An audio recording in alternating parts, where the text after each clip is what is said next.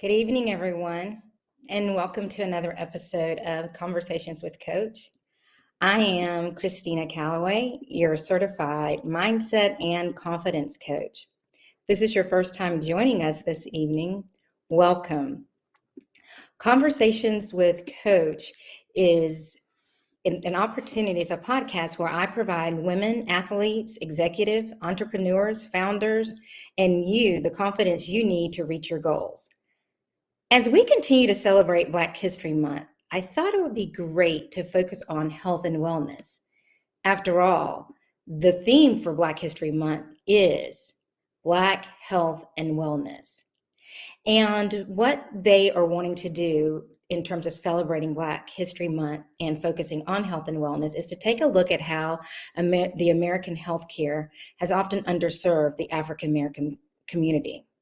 And what the theme does is it acknowledges the legacy of not only Black scholars and medical practitioners in Western medicine, but also birth workers, doulas, midwives, neuropath, herbalists, and the like throughout the African diaspora.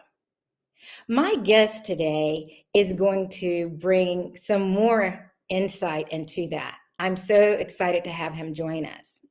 Some of you all may recognize him or his voice. He actually has his own podcast, and he's also a voice on the radio.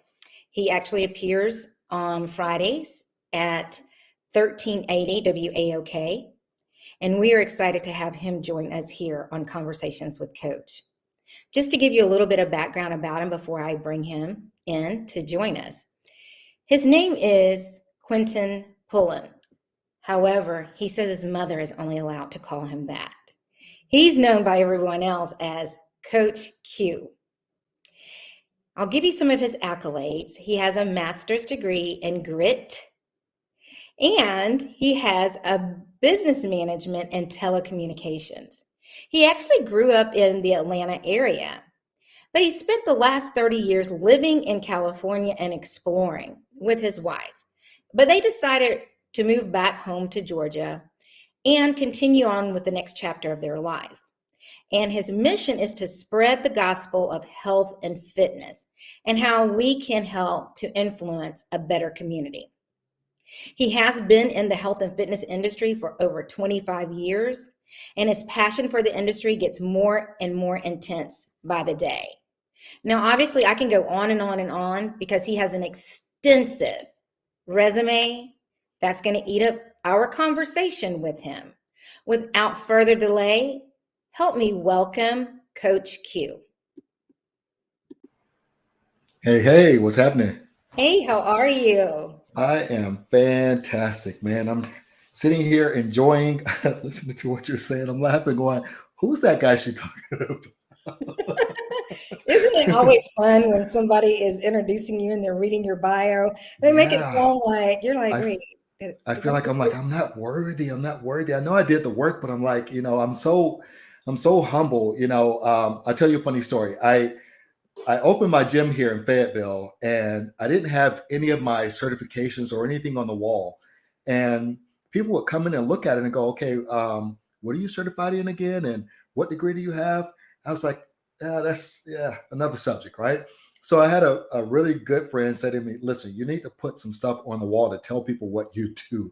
And I was like, "Okay." So I go, "Okay, I'll put half of it up there so that I don't like to seem like I'm bragging about anything. I just for me, man, every day is an exciting day to help people do what I do, So, absolutely. And I understand what you're talking about.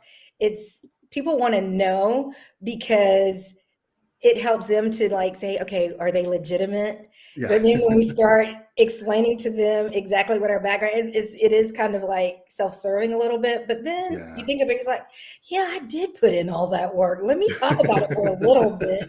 Yeah. But I'm yeah, thank really you for your kind words. I appreciate it. well, thank you for sharing those so that I could say those.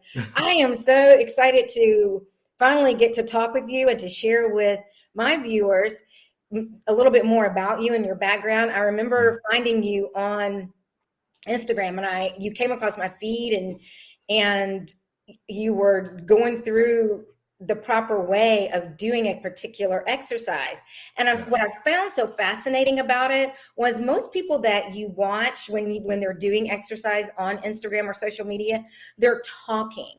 Yours didn't have a voice to it. You would just show it and then you would go. Right. So it kept me captivated because of the fact that there was no sound. Yeah. And I was having to pay particular attention to your movement and to what you were doing. And I so appreciated that because of the fact that it should be that detailed and it should be that simplistic so that even someone who is hearing impaired would be able to understand what you're saying. So they can't hear my hip hop songs in the background. Well, the thing is, what's that old adage? If you can explain something to a 5-year-old, right? Yeah. So people can see. If you can see, you can learn. And so I like to break things down to, like you said, the movement portion of it, because if you're paying attention to the movement and you repeat that movement, it's hard to get it wrong. It's very hard. It's been, social media is a funny beast, man. It's I've been at this for a while and putting up videos like that and content because we live in that swipe world where everyone wants to go to the next thing, and it's like I've been on a mission to try and get my message out there about movement and about not overdoing it when it comes to health and fitness, and so thank you. I appreciate you noticing those things. Absolutely. I want to get into our conversation, and I want to start by your whole, what grabbed you, and as I mentioned in your bio, health and wellness in the Black community. And I really want to have you to talk about how you are how you're connecting within the community. Okay. Well, I'm going to say this right now, I had no intention of moving back to Atlanta, and then the pandemic happened, and that saying, God works in mysterious ways. My wife walked up to me one day and she goes, I'm kind of over California. She's originally from Romania. And she goes, why don't we move to Atlanta? And I was like, what? Okay, that's where my family is. A lot of my friends, childhood friends. And I go, cool. And the first thought that came to my mind, and I've had friends on social media that have followed me for years, classmates. And I had a friend tell me, if you ever move to Atlanta, I'm going to be your first client, And so the first thought for me coming back here was, I get a chance, I have an opportunity to teach my people the things that I've learned going around the world for the last 25, 30 years, man. And so that brought on a certain amount of excitement with me. And, I just by chance stumbled and got onto Rashad's show because, everyone gained their COVID, how many ever pounds they gained. And a lot of us need to get back in condition from that. And so I've been helping him get back in shape from this COVID weight gain. And it actually gave me a voice to talk to the community and to get people interested into health and fitness. And my take on it is this, if you haven't been doing anything, something is better than nothing, So I start at the very, very basic for anyone that's looking to get in health and fitness, One of the things I'm seeing is people really don't like being sore, from their workouts, and I'm going to say that for even pro athletes, when they're playing games, they don't like to be sore in a game. Right. So if you can find that fine line between doing just enough and doing too much, right? I like to skirt that line, and I tell people I reserve the right to make you sore at any time. But what I am trying to do is make people better, Yes. And we have this tri-phase thing that we do. We talk about the physical health, we talk about the mental health and the spiritual health, And when we talk about complete health and wellness, if you don't have all those things, if you're lagging in one of them, you're out of balance, So we help people find ways to get in balance that way. I love it. The trifecta. There are just so many nuggets that you just dropped right there. So I'm going to try to pick up a couple of them. When you were talking about not liking to be sore when you work out, I'm kind of that weird person. And I may not be the only one, and just maybe an old school way of thinking. Mm, There are some of us who believe, and there are some trainers who actually believe this. If your client isn't sore, then they haven't worked out enough, or you, the trainer, hasn't done their job. right. Speak to that, because I believe you're right too. Some of the reasons that when people make their New Year's resolution, and the reason why 2 weeks after they stay away from the gym, is because of the soreness, because of that Yeah. lactate breakdown. And you're going to get sore because, like you say, if you haven't been moving, you Right. are going to be sore. Well, there's ways to do it. Those coaches who think that a pro athlete will let you get them sore for a game need to go work with somebody in sports, because I Mhm. can tell you without a doubt, if you make an athlete sore and they can't perform in their job, their sport, they're going to have issue with you, you know? So you can actually elicit change by doing targeted training, you know? And so, it's different than seeing a person, a lot of times we have a tendency to overdo things, and when you overdo, there's always going to be a consequence to that, and so and it doesn't matter what it is in life. If you overdo something, there's going to be a consequence to that. Now, overdoing your fitness training is you're going to get sore, you could Yeah. get injured, and so I pride myself. I ended up going to physical therapy school just so that I could learn how to address injury. And one of the things that stuck with me from learning these things is, um, if you set someone up the wrong way, Mhm. their injury propensity is a lot higher. So what I try to do is, I have a dual background. I'm therapy and coaching. So if Okay. you're broken, I can help get you fixed. But I tell people this, you talked about New Year's resolutions. A lot of people think that they have to go to these big group classes and Mhm. jump around and dance around because that's the only way, or they think, hey, today I'm going to start a fitness program. I'm going to go for a run. Mhm. Well, you haven't run since, you know, so why would you go out and take on something that extreme? It's like Right. running a marathon and you've been running only a mile, so Yeah. what I tell people to do is do the basic stuff. If you're limping, get to the point where you're not limping, before Right. you try to do something more extreme. So go out for a walk. You're supposed to be able to walk, I like um that. so yeah, so that's the take that I have when it comes to fitness. Even when it comes to nutrition, I like my food to be, man, I'm a foodie, just, as a precursor there. I love good food, but Mhm. I also want to eat healthy and stay fit. Yeah. So there's a fine line between, you know overeating, eating Mhm. the wrong things, and the making your food taste good. Yes. If you go to a nice restaurant, your Mhm. food is going to be good. It's going to be fresh. They take the time and passion to cook those things. But if you go to Mhm. a chain restaurant, you're doing too much, right? It's getting So too much. Yeah. yeah, yeah, Might not But be. yeah, it's the baby steps, man. You take baby steps and you grow. You know. I like that concept. Moving small. Small is Hmm. the way, slow is the way. I Hmm. remember seeing something recently again on social media, and the hare and the tortoise story. And everyone always wants to test that out to see if Hmm. that's true, or if that's just the nursery rhyme that they've read. And they actually had a live tortoise And and the a rabbit. live bunny, Uh, and the tortoise won because the rabbit got distracted, yeah. and literally midway through it stopped and it turned backwards and Yeah. looked the other way, and the tortoise just kept as slow as it was, Hmm. and it Well, beat everyone knows that rabbits have ADD, right? But no, hey, you read my mind, because I thought about this story today, and that story is only about consistency. Mm, You think about it, it's like, yeah, if you stay consistent, slow as the goal, you're going to get there. So you don't have to mhm, rush. You can be as fast as you want to be, but if you're not focused and consistent, right. then you're not going to reach your goals. And so that's what one of the hardest things I put on people is to keep a journal. Keep Ah, a journal. I like The that. way I look at it, it's a blueprint. you know if you join a diet program, Hmm. they're going to give you all the instructions for you to lose weight, or Yeah. to get healthy.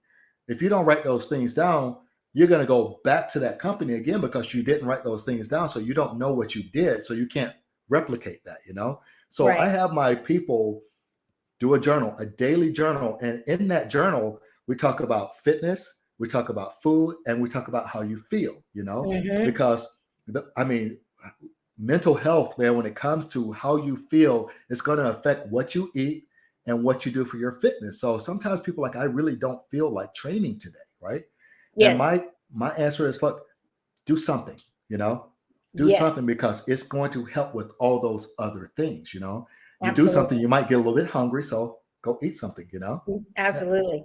But Before we leave this topic and go to the next one, in terms of fitness in the Black community and the evolution thereof, I Mhm. know for women, and I'm glad to see that this is changing, and it has changed quite a bit, and I'm so excited about that.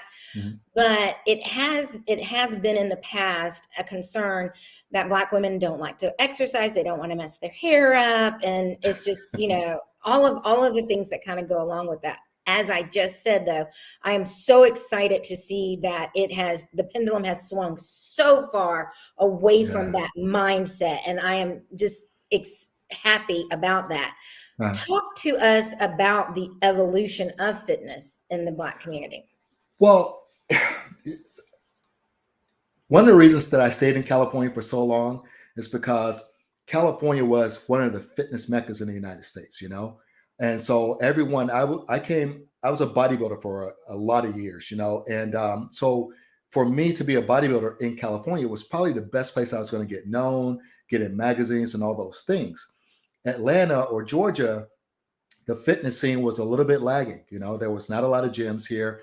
I remember growing up, there was, in Southwest Atlanta, there were no gyms over in that area to go join. So we didn't have the opportunity to learn about health and wellness, fitness in the Black community back then. And like you said, the pendulum has swung where people are starting to actually now pay attention to those things. Mhm. Um, what I'm understanding is everybody is reachable. Everyone is reachable because there is something that you like to do that is actually a fitness thing. Like there's a lot of people going to these dance classes. You go see people dancing on spin bikes and things like that. And that's great. But how do you set yourself up to get to those things? My job, I feel, is to help facilitate something in the fitness world that you are going to like doing. Right. It's funny you were talking about Rashad. One of his things was, I hate working out. I don't like working out. Mm. And so I threw everything at him: boxing, kettlebell stuff, you know, carrying sandbags around this neighborhood, and he actually started to like the boxing part. So Mm. in our Black community, we have to have opportunity with coaches and gyms and places like that so that we can have the influence in health and fitness that we want to. If we don't have the opportunity and the education behind it, then it's going to be lacking. And Yeah. so that's one of the impacts that I'm hoping to have here in Georgia is I have a plethora of knowledge in this, and I teach certification courses. I'm looking to mentor and help our Black coaches in ways that I got helped. So I'm Yeah. looking to help the next generation of coaches from injuring people, how to stay fresh in your perspective, to Yeah. to go out and get educated on this stuff, man, because it's not enough to just, I mean, hey, these days the prerequisite is a master's degree, not even a bachelor's anymore, you Mhm. know? So think of the poor guy that only has a high school diploma, right? Yeah. Your scope is only limited. So with health and wellness, it's a huge industry. So it's good to see our people starting to get into it. And I'm here to help teach more about the industry. That's awesome. That is really good. I'm very excited and happy to hear about that. Mhm. It's important to pass that knowledge on, especially for people who need it so much. Yeah, Now yeah, in our world, in this younger generation, they're always looking for that hack. And sometimes it's not about the hack, it's about being poured into. I that's right. know that you are really big on youth, and that's near and dear to my heart. I've been a Yeah. gymnastics coach for over 30 years, and Uh, working with youth is a huge passion of mine. yes. And I know that you and your wife have an initiative that you all are working on and getting it going, and it Yeah. involves youth camps. Tell Yes. my audience about that. Okay. We actually we did a soft launch of our nonprofit. It's called the Fitness Ranch Inc. The website is thefitnessranch.org. Um, we have a 4 acre property. On our property, we have a fitness facility. Um, Part of the projects for the nonprofit is we're going to build a military style obstacle course on the property so that we can use that.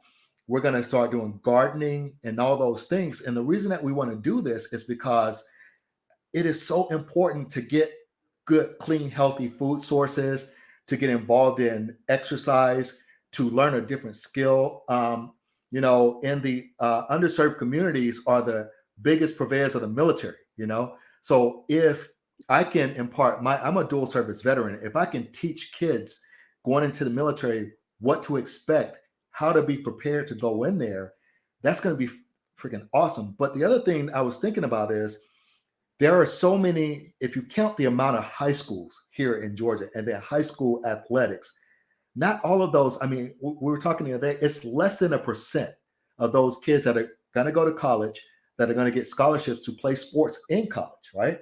And then you talk about professional sports, it's even less of those kids that are going to make it into the 32 NFL, NBA teams. So what do you do next? If you love sports, and you're in high school, what are you going to do next if you don't have an avenue to take? So what we want to do is start a very basic fitness training certification for high schoolers that will teach them how to work with the athletes in their school. So you can have a program, you can go through our program.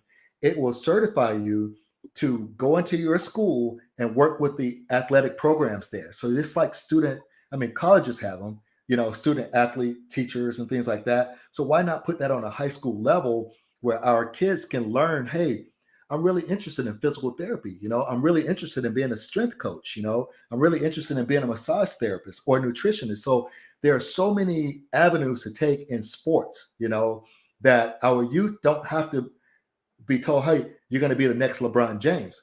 LeBron James's trainer makes a lot of money, and he has a lot of influence with LeBron because LeBron takes him all over the place, So that's one of the things. Those are a few of the things that we're trying to do here on the property. We set up as a nonprofit so that we can offer these programs to various demographics of kids. We want to have different age levels, different income levels, social levels. We want to have a variety of kids that are going to come through the program, and they can also get versatility with the different types of people that they're working with. So, we want them to coach and mentor well-rounded kids that are going to be upstanding, good citizens. I love it. I am so excited just listening to you talk about your youth camps and the alternative to sports for youth. So I just want to make sure that I understood it so that my audience can, Yeah. get in touch with you.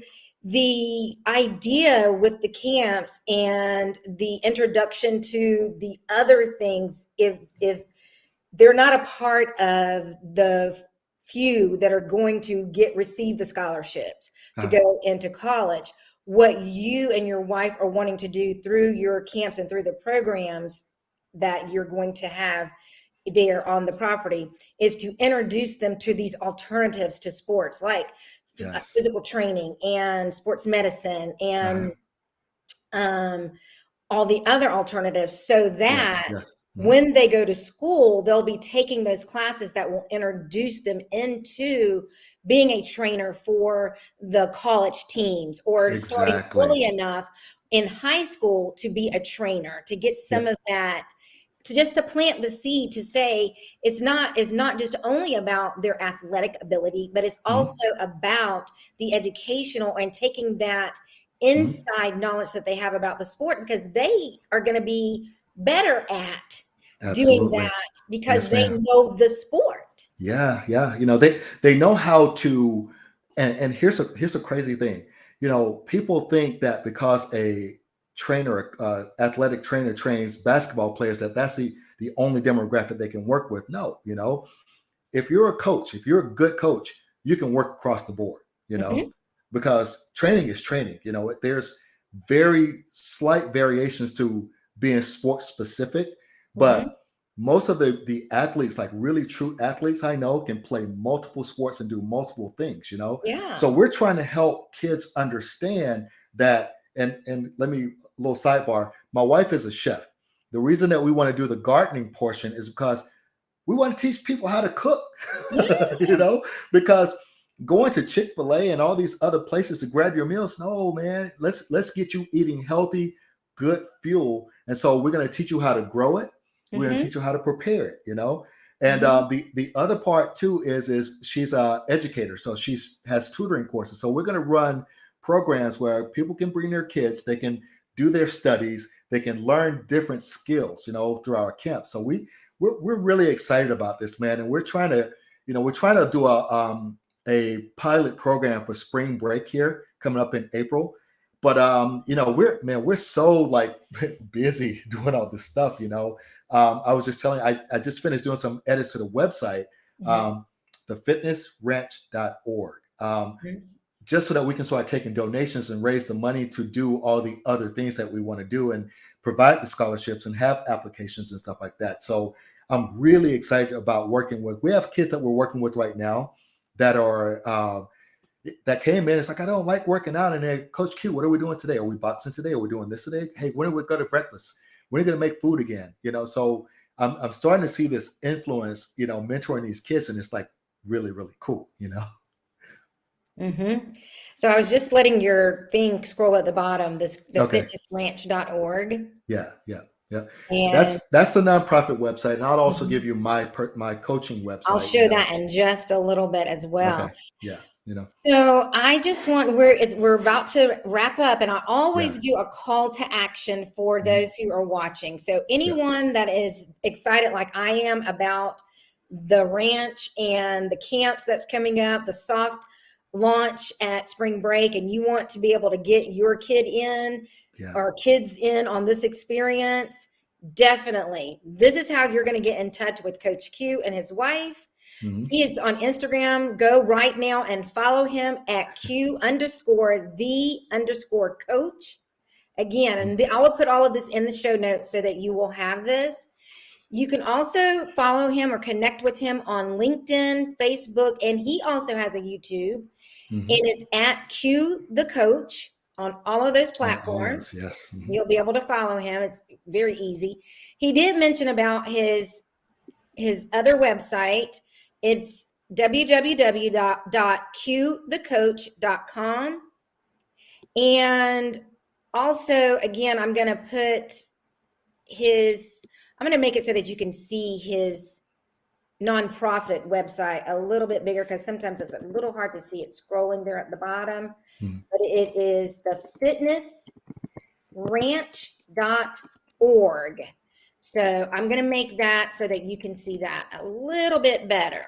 Mhm. The fitnessranch.org, Mhm. and you will be able to see all of that information. You can reach out to him, get more information about how you can be a part of his launch.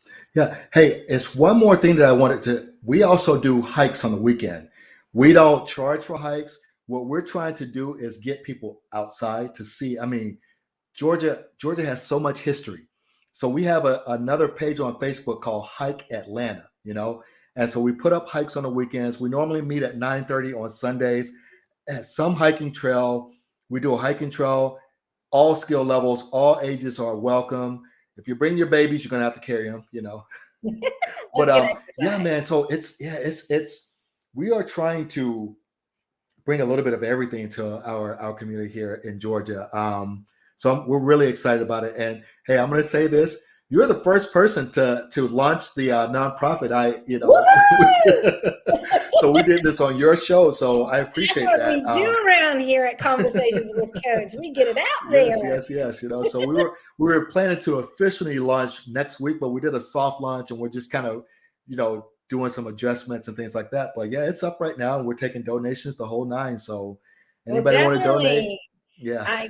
Listen, team mindset is going to be on there. So we'll make sure that that it's a success for you. Before we close out, I always do before I do my final thoughts, I always do where I ask you, what is the one mindset shift that you would like to leave with the listening audience as it relates to health and wellness in the Black community? The one mindset shift that I would like to leave is this: do something. If you're not doing something, you're doing nothing. And so every day is a brand new day to start over again. So if you take the day, instead of looking at the long-term goal, take the day, make that day the best day that you can make it, and then try and make the next day even better than that day. So every day is an opportunity for you to restart and get better at what you're doing. I love it. Thank you so much, Coach Q, for joining us again. I'm going to close out with my audience and I'll be right back with you. Okay. Thanks. Thank you, everyone. Again, this was a great show. It was a great way for us to honor Black History Month and their theme of health and wellness in the Black community. I know I learned something and I'm excited about his project. You all know how to get in touch with me. You're already following me. I just ask that you share and reshare this episode and any future episodes or any previous episodes, and definitely the ones that are to come. Speaking of what's to come, we've got a guest that's coming next week. She's not a stranger to us. She's been with us. She was actually my very first guest on Conversations with Coach. We've got Jess coming back. Jess was with us and she talked about what it meant before when she was here. She talked about having a confident mindset when you are going through a battle. Well, this time she's going to come back and talk about being your own self-advocate. Yes, and we all need that. And if you want to schedule your clarity call with me on how you can get that confidence, you know where to reach me. This is my website. Until next week, you all go through the rest of this week confidently knowing that you can do whatever it is that you put your mind to. Thank you again for joining me, and I will see you next week.